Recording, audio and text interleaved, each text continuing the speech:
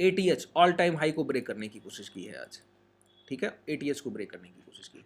अच्छा, इसी तरह के ब्रेकआउट में ट्रैपिंग होती है, जो आज ये प्राइस चल कर गया है ना, इस तरह के ब्रेकआउट में ट्रैपिंग हो जाती है कभी कभी। देखिए जब तक इम्पैक्ट चल रहा है तब तक तो चलेंगे साथ में प्राइस के, ठीक है, आज भी हम लोग चलते रहे, पोजीशंस को शिफ्ट करते रहे। इम्पैक्ट खत्म होगा तो हम लोग प्राइस के साथ नहीं चलेंगे, रुकेंगे।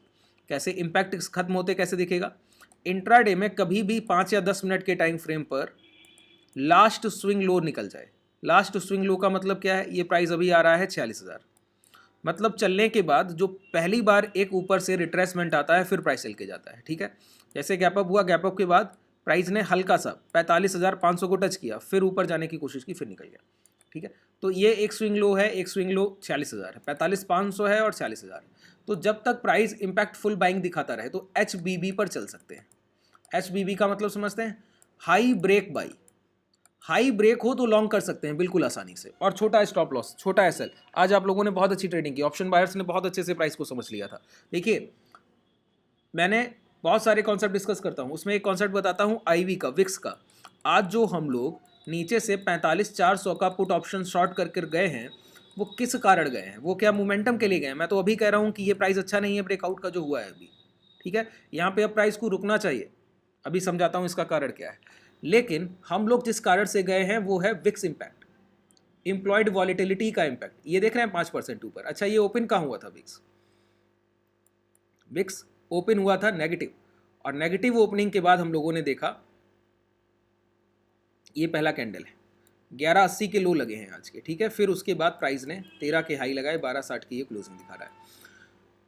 ये क्लोजिंग हुई है विक्स के गिरते हुए। कल मॉर्निंग में जब प्राइस ओपन होगा ना, तो 100-150 पॉइंट अगर गैप डाउन भी करेगा तो हमको पुट स्ट्राइक प्राइस में कोई तकलीफ नहीं होगी। क्यों? मैंने आपको बताया इंट्राडे मोमेंटम डे तब होगा जब विक्स, बहुत ध्यान से सुनिए, जब विक्स गैप अप नहीं करेगा। अगर विक्स गैप अप कर गया तो या तो वो कंसोलिडेशन डे है, या फिर थोड़ी बहुत गिरावट के बाद प्राइस रुक जाएगा। बहुत बड़ी गिरावट भी नहीं, अप ट्रेंड भी नहीं।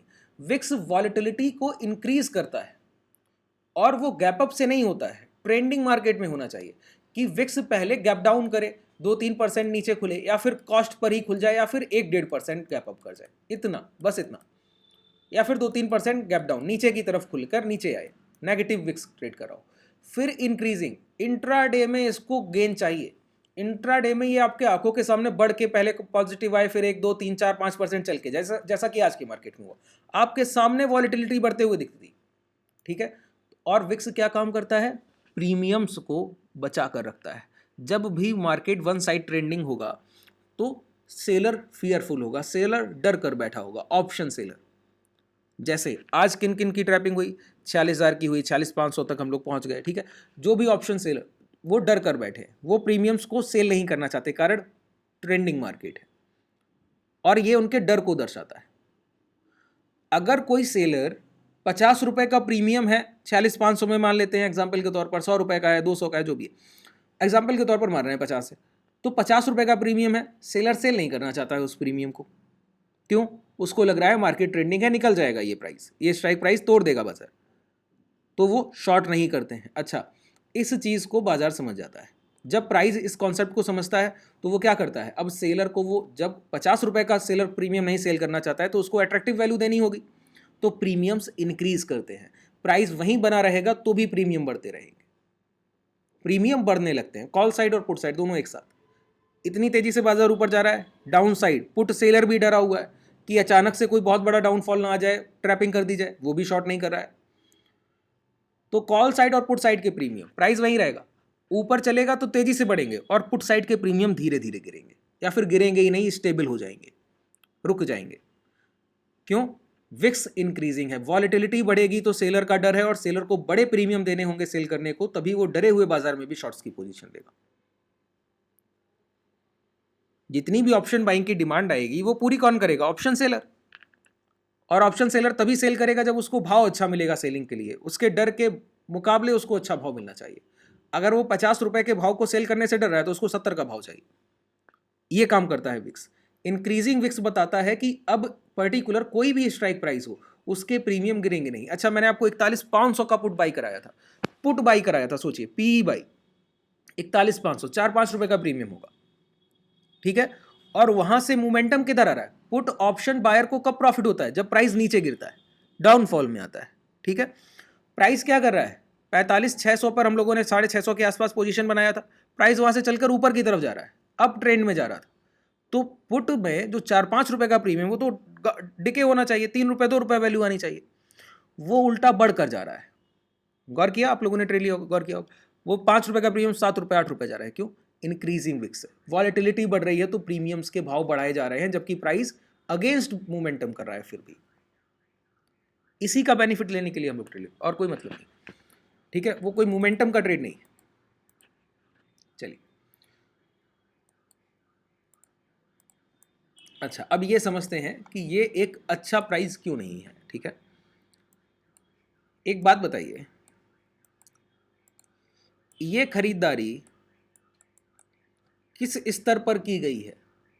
किस भाव पर खरीदारी की गई है कि प्राइस यहां पहुंचा है? यहां पर तो बिकवाल है ना, ये सेलर्स जोन है। पिछली बार जब 46,200 को हमने टच किया था तो हम लोग 43,600 आए थे। इस बार टच किया तो हम लोग 42,000 आए थे। बात क्लियर हो रही है? और इनका रियल सप्लाई जोन ये था, वो तो हम लोगों ने निकाल दिया। इसी को रिटेस्ट होना चाहिए। हम लोगों की जो खरीदारी है वो इस स्तर में है। इस प्राइस के पहले इस कंसोलिडेशन जोन के पास आके जो हम लोगों ने यहाँ पर कंसोलिडेशन किया है, वो हमारी खरीदारी की प्राइस है। यहाँ कहीं डेली टाइम फ्रेम पर हमको ये 2 घंटे के टाइम फ्रेम पर आइए,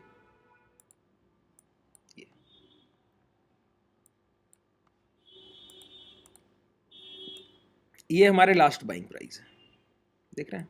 ये कंसोलिडेशन जोन, यहाँ पे प्राइस यहाँ भी रुका है, इसको आप पूरा इतना बड़ा दायरा भी कह सकते हैं। ये हमारा लास्ट बाइंग प्राइस है, क्या है? 44,400 से लेकर 43,300।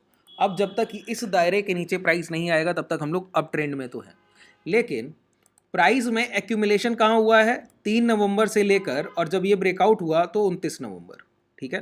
3 नवंबर से लेकर 29 नवंबर तक हम लोग इस जोन को ट्रेड कर कर बैठे, ठीक है। 3-4 नवंबर से लेकर 29 नवंबर तक जब ये ब्रेकआउट हुआ, तो 1 महीने का लगभग टाइम फ्रेम है, और हम लोगों ने एक जोन को, एक 900,000 पॉइंट की रेंज को कंसोलिडेट किया।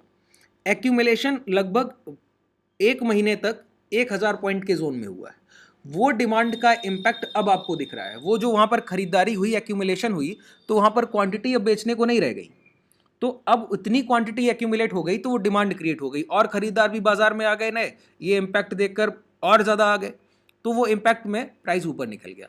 लेकिन ऊपरी स्तर पर यहाँ कोई खरीदारी हुई है क्या? नहीं।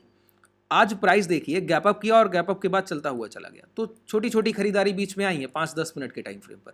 लेकिन ये 2 घंटे के खरीदार निचले स्तर पर बैठे, इन्होंने यहाँ कहीं अभी खरीदारी नहीं की है, और आप पहुंच कहाँ गए हैं? सेलर्स के प्राइस के पास। इसी को मैं कहता हूं, आपने निचले स्तर पर खरीदारी की है और सेलर का प्राइस ऊपरी स्तर पर है, और आपका एक्यूमुलेशन का इम्पैक्ट इतना बड़ा होना कि आप डायरेक्ट जाके उसके सेलर के भाव को काट दें। उसके भी तो पेंडिंग ऑर्डर यहाँ सेलिंग के पड़े हैं ना। और अगर आपका इम्पैक्ट बड़ा है भी तो क्या होता है पता है? प्राइस, इस प्राइस को निकल जाएगा, बहुत तेजी से निकलेगा, कोई तकलीफ नहीं है। अभी जैसे स्विंग हाई नहीं जाए तो ये प्राइस चलता हुआ चला जाएगा, कोई तकलीफ नहीं। लेकिन जहां रुकेगा वहां से तेजी से डाउनफॉल होगा, प्राइस तेजी से नीचे आता है। क्यों?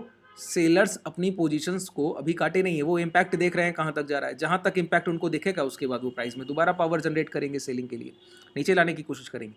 इसी तरह के प्राइस में ब्रेकआउट फेलियर होते हैं। जब आपने निचले स्तर पर खरीदारी की हो और उसका इंपैक्ट ऊपरी स्तर के सेलर तक पहुंच जाए, तो वहां पर आपको दोबारा एक्यूमुलेशन करना होगा, दोबारा रुकना होगा। हालांकि ये बड़ी खरीदारी है तो हो सकता है कि एक्यूमुलेशन अबव रेजिस्टेंस हो, कि सेलर के प्राइस को 46,000 को आप निकाल लीजिए, फिर यहाँ पर 3-4-5 सेशंस निकालिए, इसके आसपास कहीं प्राइस में 500,000 पॉइंट का जोन बनाइए और वहाँ पे 4-5 सेशंस गुजारिए, तो ये हो सकता है। जैसे यहाँ पर अभी पिछली बार हुआ, मैं आपको दिखाऊं, डेली टाइम फ्रेम पर आइए,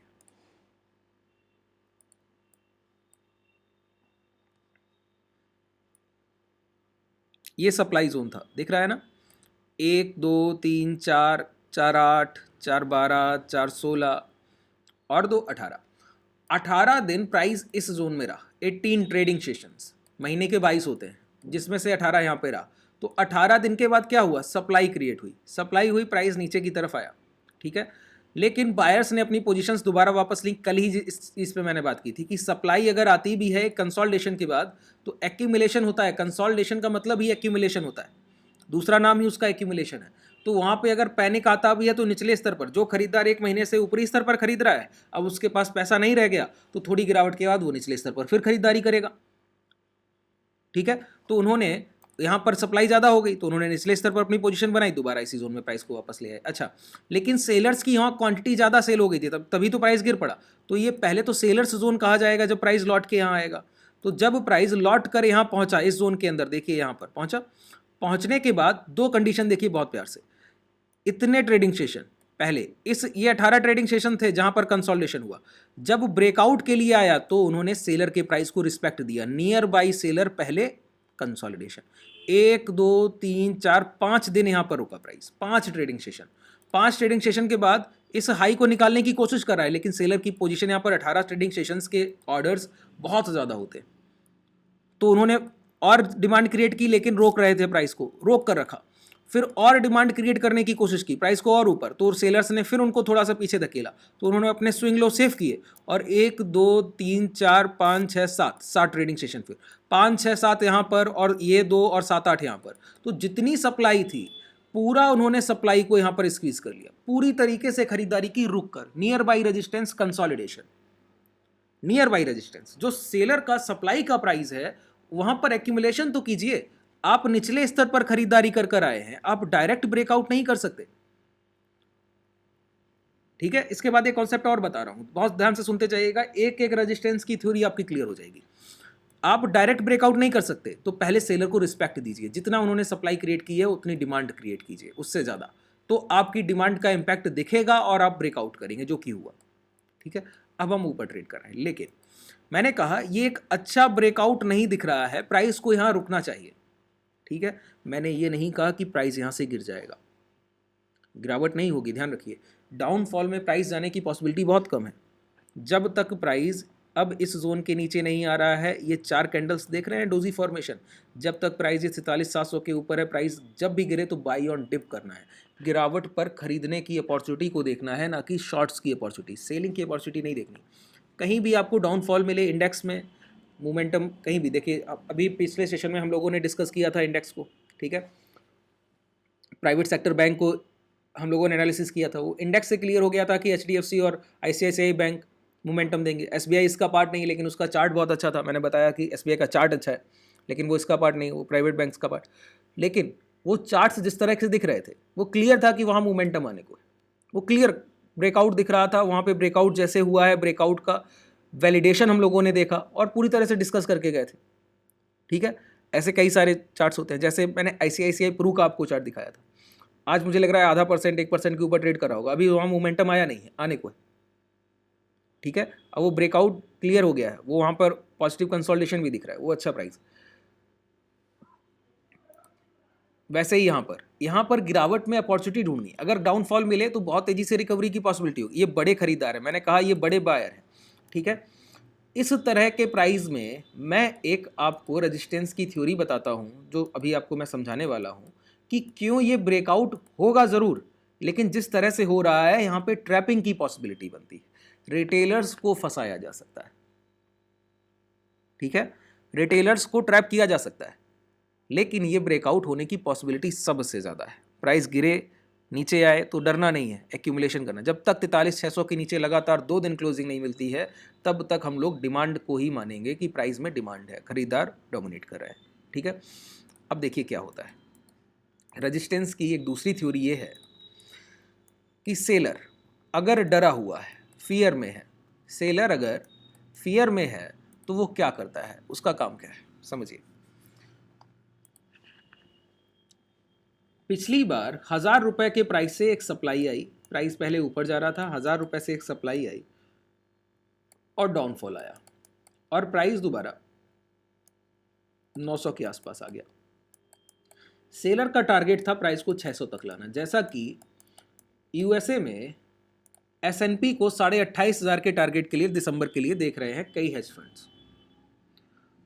और उसी का तरीका मैंने इसको बहुत पहले डिस्कस किया हुआ है, उसी लिए उनकी बहुत शॉर्ट्स की पोजीशन रखी हुई, बहुत ज़्यादा, थोड़ी बहुत नहीं, बहुत ज़्यादा शॉर्ट्स की पोजीशन रखी हुई। इसी वजह से मैं थोड़ा फियरफुल भी हूँ, क्योंकि वो जो पोजीशंस रखते हैं उनको गलत साबित करना, वो लोग जहाँ हमारी बैंक्स अपना पैसा रखती हों, वो हेज फंड्स जब अपनी पोजीशंस को बिल्ड कर रहे हैं, एक ब्लैक रॉक नाम की कंपनी, जानते हैं आप लोग ब्लैक रॉक, नाम सुना है? आपको मार्केट कैपिटलाइजेशन में सबसे बड़ी कंपनी कौन दिखती है? अमेजॉन नहीं है। अमेजॉन से 5 गुना ज़्यादा मार्केट कैपिटल है ब्लैक रॉक का, लेकिन वो पैसा दूसरों का है। जैसे कि हम लोग बैंक्स का मार्केट कैपिटल नहीं देखते, क्यों? हम लोगों का पैसा रखा हुआ है, तो बैंक का मार्केट कैपिटल नहीं देखते, ठीक है। इसी तरह एक हेज फंड का हम लोग मार्केट कैपिटल नहीं देख सकते, क्योंकि वो दूसरों का पैसा है। तो जो 40% एनुअली ग्रोथ कर रहा हो, इतना बड़ा हेज फंड, ठीक है, उन्होंने 28,500 की S&P की पोजीशन, S&P 500 की इंडेक्स की पोजीशन लेकर रखी। आईटी में अभी वो और पैनिक देखना चाहते हैं, लेकिन उनको देखिए, अभी तक ठीक था 2019-20 तक ये कहना कि हम लोग यूएसए के मार्केट के अकॉर्डिंग ट्रेड करते थे, रात को सोने से पहले देखते थे, उठने से पहले देखते थे कि डाउ कहाँ ट्रेड कर रहा है, वही उसी के अकॉर्डिंग गैप अप और गैप डाउन। अब पिक्चर पूरी तरह से चेंज है सर। आप मान के चलिए, अगर डाउ कल के सेशन में 1-1.5% ऊपर होगा तो हो सकता है अपना मार्केट डाउनफॉल में। अब कोई फ़र्क नहीं पड़ता कि डाउ कहाँ ट्रेड कर रहा है, और वर्ल्ड मार्केट से हम लोगों को बहुत ज़्यादा फ़र्क नहीं पड़ता। अब हम लोग अपने डोमेस्टिक वॉल्यूम पर डिपेंड हो रहे हैं, और धीरे धीरे ये बहुत तेज़ी से हुआ है और बहुत जल्दी भी हुआ है। इतना इम्पैक्ट नहीं सोचा था, किसी ने नहीं सोचा था। लोग सोच रहे थे 2025 तक ये पिक्चर होगी जो आप अभी देख रहे हैं। किसी भी वर्ल्ड इंडेक्स से, यूरोपियन मार्केट ओपन होते हैं 1:30 बजे के आसपास, 1 बजे के आसपास, कोई हम लोगों को फ़र्क नहीं पड़ता। पहले बहुत बड़े पैनिक आ जाते थे, यूरोपियन मार्केट नेगेटिव ओपन हो रहे हैं, वहाँ से पैनिक आ रहा है। अब ऐसा नहीं है, अब अपने बाजार ऐसे नहीं है। तो हुआ क्या, 1,000 रुपए के प्राइस पर हम उसी का एग्जाम्पल समझ रहे हैं कि वो लोग अपनी पोजीशंस को क्रिएट करते हैं एक बड़े एनालिसिस के आधार पर, और सामने से कोई बड़ा खरीदार आ जाए, या फिर खरीदारी उन लोगों ने की हो तो सामने से कोई बिकवाल आ जाए, तो उनके प्राइजेक्शन कैसे दिखते हैं, उनका भाव दिखता कैसा है। 1,000 रुपए के प्राइस पर उन्होंने पोजीशंस बनाई, प्राइस 900 आ गया, उनका टारगेट था 600 कि 600 तक लाना है इसको। अब 600 तो नहीं ला पाए, 900 तक ले आए। 900 तक लाने के बाद यहाँ पर कोई उनको बड़ा खरीदार मिल गया सर, उनको जिसकी उम्मीद नहीं थी कि इतना बड़ा कोई खरीदार मिलेगा। इतना बड़ा खरीदार मिला कि उसने यहाँ पे इनको सेलिंग से रोक दिया। ये तो बेच रहे थे, लेकिन वो खरीद रहा था, तो प्राइस को गिरने से रोक दिया। वो डिमांड ला रहा है सामने आपकी सप्लाई के, गिरने से रोक दिया, ठीक है। जब उसने गिरने से रोका, तो अब प्राइस में उसने डिमांड भी क्रिएट की थोड़ी सी। अब इनकी बहुत बड़ा पैसा लगा है, उनका 1,000 रुपए की शॉर्ट्स की पोजीशन बहुत बड़ी है। अब वो डर गए कि इतनी बड़ी शॉर्ट्स की पोजीशन ऊपरी स्तर पर रखें और सामने से इतना बड़ा खरीदार आ जाना आसान बात नहीं है, इसको हैंडल कर ले जाना। तो इस डर से क्या होता है, वो अपने ऊपरी सेलिंग की पोजीशन, जितना पैसा ऊपर लगाया है, इसी पैसे को निचले स्तर पर भी लगाने की कोशिश करते हैं कि थोड़ा सा ऊपर प्राइस निकला, यहीं कहीं वो 950 940 के भाव पर दूसरी पोजीशन बनाने लगेंगे, ठीक है, कि ऊपरी स्तर पर उनका पैसा सेफ रहे। जो ऊपर की शॉर्ट्स की पोजीशन है, जो सबसे बड़ा सप्लाई जोन बनाया, उसको सेफ रखने के लिए निचले स्तर पर और शॉर्ट्स की पोजीशन बनाती है। कैसे भी ये खरीदार काटा जाए, इतनी डिमांड को काट दें तो प्राइस में सर्टन पैनिक आ जाएगा, गिरावट देखने को मिल जाएगी। तो वो क्या कर रहे हैं, ध्यान से सोचिए। वो ऊपरी स्तर पर एक सप्लाई जोन क्रिएट कर चुके हैं, लेकिन अब वो पैसा पूरी तरह से, पूरी एबिलिटी के साथ उस सप्लाई जोन के नीचे एक नया सप्लाई जोन बनाने में लगा रहे हैं। क्यों? सामने से डिमांड दिख रही है। वो नहीं चाहते कोई डिमांड आए, कोई खरीदार टिक पाए उनके सामने, क्योंकि उनका टारगेट तो 600 है। अब जब इस तरह की पोजीशन बन रही हो, तो वो क्या सोच रहे होंगे कि हर हाल में इस डिमांड को काटना है, चाहे कितना भी पैसा लगे, इस डिमांड को काटना है। तो वो अपनी पूरी एबिलिटी से शॉर्ट्स की पोजीशन ले रहे हैं, पूरी एबिलिटी से। उनका पिछला प्राइस एक्शन है, पिछला सेलिंग प्राइस 1000 है, अब 940-50 के भाव पर वो सप्लाई क्रिएट कर रहे हैं पूरी एबिलिटी के साथ। अब सोचिए, क्या उनके पास इस स्तर पे कोई पैसा रह जाएगा बेचने को, जब वो पूरी एबिलिटी के साथ यहीं शॉर्ट कर रहे हैं? तो उनका रियल सप्लाई जोन अब कौन सा माना जाए? जो अभी अभी बन रहा है, रिसेंटली बन रहा है वो। अगर खरीदार इस सप्लाई जोन को काटने में सफल हो गए, या तो सेलर, पहली पॉसिबिलिटी ये होगी कि वो प्राइस को खींच ले जाए। अगर वो इतना डोमिनेशन से सेलिंग कर रहे हैं ना, तो प्राइस को खींच ले जाएंगे, ज़रूर से ज़रूर होता है, ठीक है। लेकिन इसके बावजूद अगर खरीदार इस हाई को निकाल दें, इस सप्लाई जोन को काट दें, फिर सेलर ही हार मान लेगा क्योंकि उसने पूरी एबिलिटी से शॉर्ट किया था। तो प्रीवियस रेजिस्टेंस के पास एक नया रेजिस्टेंस लगना ये पिछले बिकवाल का ही साइन है जो निचले स्तर पर बिकवाली कर रहा है। तो अगर आप रिसेंट रेजिस्टेंस को काट दें तो प्रीवियस रेजिस्टेंस खुद ब खुद न्यूट्रल हो जाता है, उसका कोई मतलब नहीं रह जाता, क्योंकि ये वही सेलर है जो निचले स्तर पर पोजीशन बना रहा था। बात क्लियर हुई? यहां पर क्या हुआ देखिए, प्राइस ऊपर जा रहा था, गिरावट हुई, इनके टारगेट थे बहुत निचले